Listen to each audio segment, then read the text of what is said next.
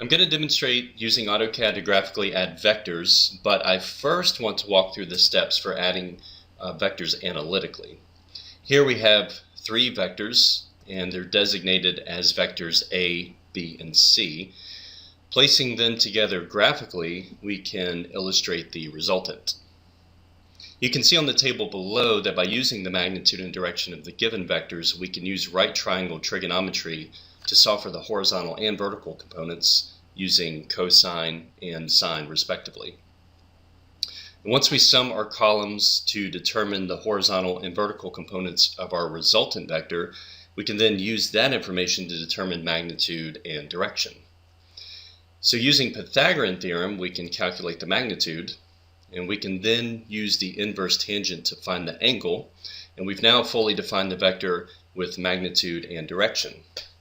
So now let's take a look at adding these same vectors using a graphical method with AutoCAD.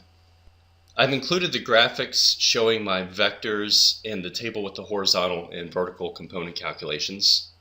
I'll first create a line to represent vector A.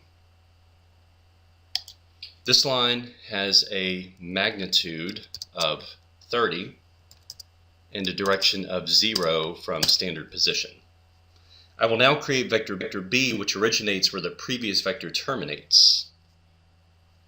So vector B will be at a magnitude of 20 and an angle of 45 degrees from standard position. And I'll continue this pattern until I've represented all of my vectors. Now for C, we have a magnitude of 50. Notice the angle that they give us is 60 degrees, but notice that is 60 degrees from 180. When we're inputting into AutoCAD, we need to be aware that our angles are referencing standard position. In other words, they're referenced from 0, which is directly to the right. So therefore, I'm going to enter the direction of vector C as 120 degrees. I now have all three vectors represented. I can now create a line to represent my resultant. This line begins at my point of origin for the first vector and ends at the terminal point of my last vector. I can now use my dimensioning tools to find magnitudes.